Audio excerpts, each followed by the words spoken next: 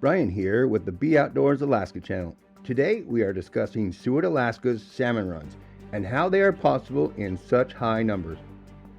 On your way to Seward, Alaska, you will pass Trail Lake Fish Hatchery, where the salmon eggs are hatched. They are then brought down to Bear Lake to imprint upon the fish that this is their spawning grounds. They are released into the lake where they will spend the next 2 years. Once they are ready to head out from there, they will head down the river, head back to the fish weir, where the weir will count them and they will head out to the ocean. After the salmon reach Resurection Bay, they will travel anywhere and everywhere. They will get bigger, stronger, and faster and hope to survive for the next 3 to 5 years out in the open water. A large portion of the fish will never reach maturity to start the spawning run over.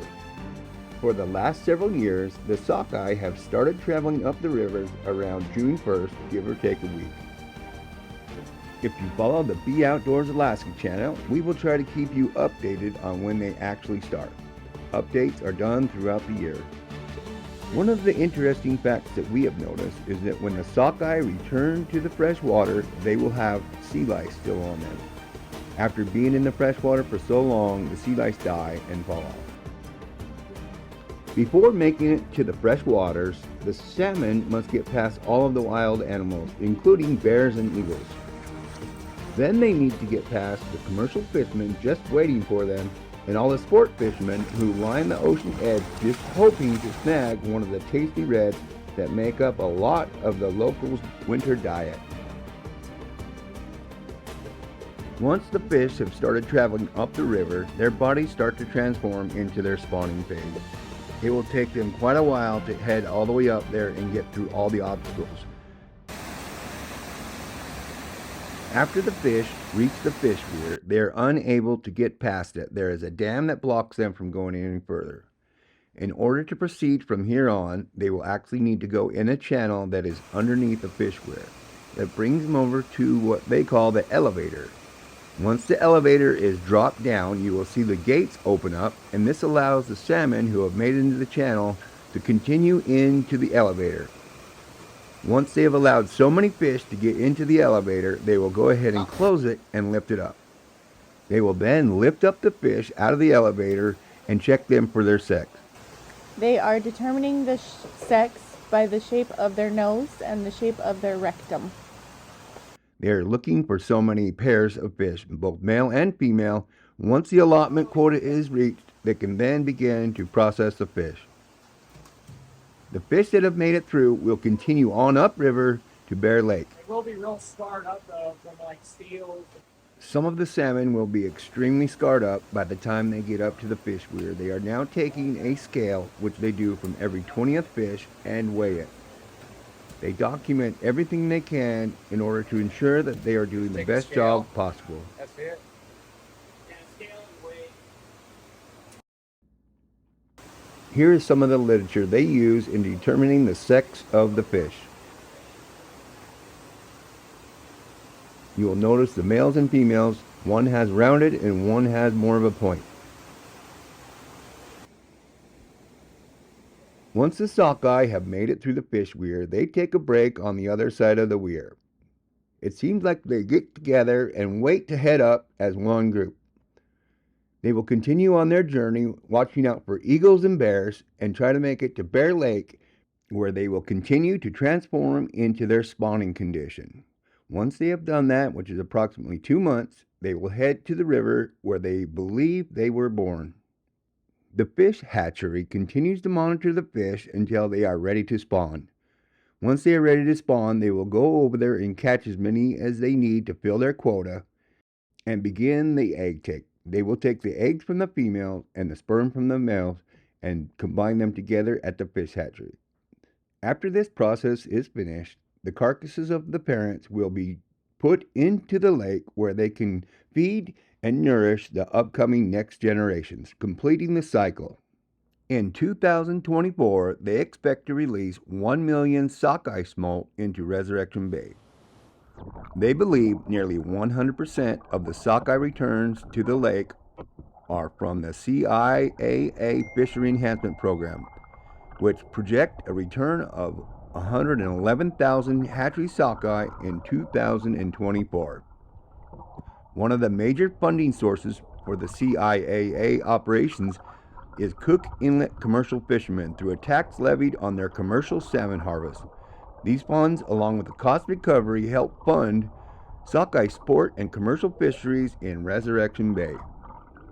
Some of this information was taken from a newsletter that was posted on the outside of Bear Creek Wier, a portion of returning adult salmon to help fund operations. The Alaska Department of Fish and Game manages cost recovery to ensure sufficient escapement and minimize user conflicts. After reaching the bike pass quota, they began to process the fish for cost recovery. Cost recovery is required in order to maintain the constant supply of fish to the Resurection Bay area. So they're processing the big fish right now.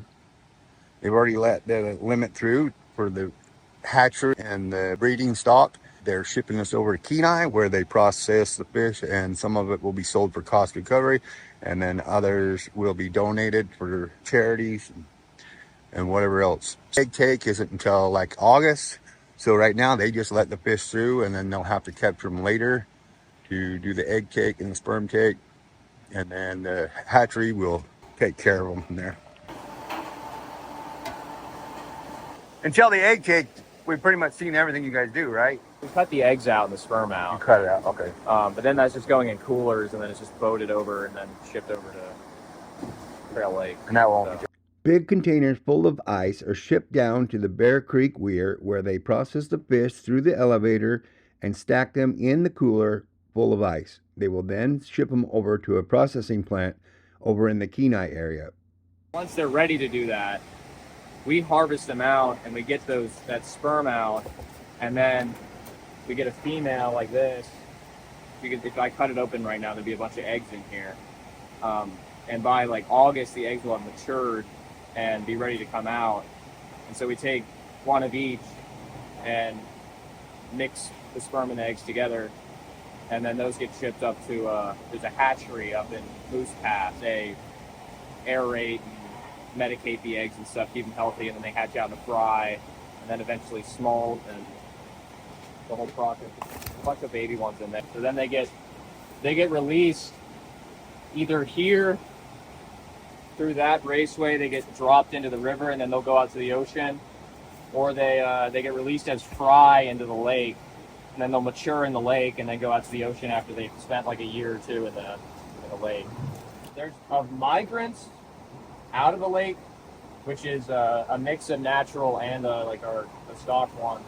We expect about 1.2 million sockeye, and then we're getting like, I think probably a million or 1.2 million total that we're releasing here. There's like 200,000 in that raceway right now, and we've been doing that like every week for the past few weeks. And they're going down? Yeah.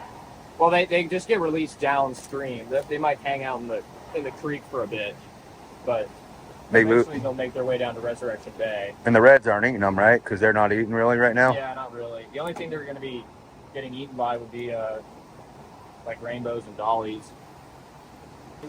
They range from, depends quite a bit, because when they're in the lake, they can spend like up to 2 or 3 years in the lake when they're babies, and then they migrate out, and then they can spend like 2 to 5 years out in the ocean. So it's a whole range of ages. We have some that migrate when they're probably only like 3 years old total. And then there's probably some that are closer to like 6, some are like an average sort of size. So the average one would be like probably 5, but there's some that would be like 3, and then there's some that could go up to like 8 or 9. This lake system can't really naturally produce the amount that the commercial fishermen are fishing for, and like the whole industry of this sort of community is based off of.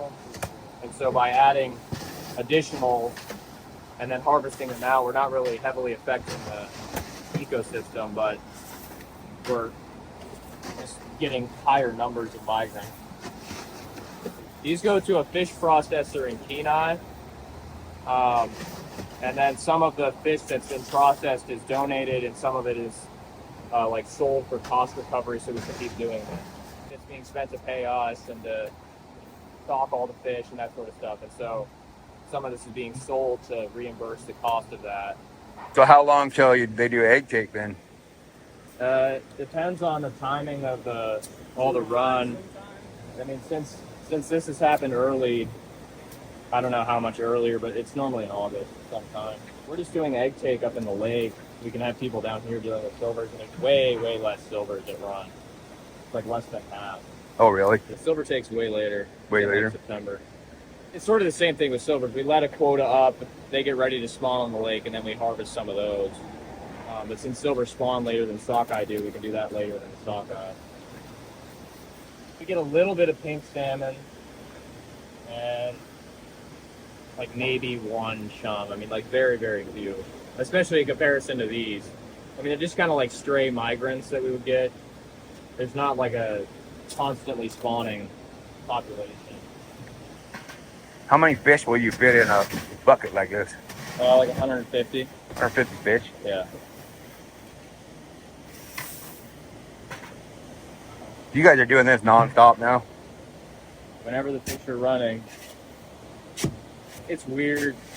They come in like very sporadically. Like it doesn't seem to make any sense. Sometimes we'll have, like right now we're getting a ton of them. But like last night I was getting like 50 in like 2 hours. But this has been like 45 minutes and we got like 150. To reach a quota that go up into the river to spawn, and we've already reached that quota. So now we're just collecting all the ones that come through. So we get all of them.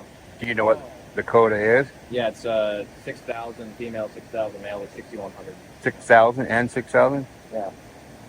And then the ones that go up to spawn, we take out some of those, and we take the eggs and the sperm, and then they go up to the hatchery, to make fry out of those, and then the fry come back here and get stocked here and other places.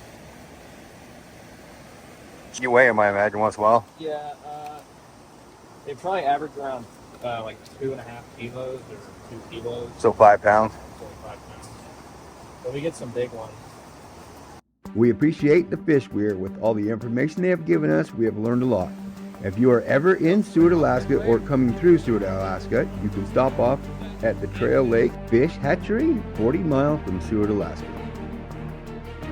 There are at least 2 separate runs every year with both the sockeye and the coho. Seward is known as having some of the best salmon snagging in Alaska. One of my first memories in Alaska is stopping off at the Bear Creek Wier and watching all those beautiful salmon trying to run up the river. We highly recommend, if you're ever in the area, that you stop by and check it out. We appreciate everybody coming along with us on this adventure. If this video was of any interest, please check out some of our other videos. Thanks for watching. Please comment, like, and subscribe. Now let's go be outdoors in Alaska.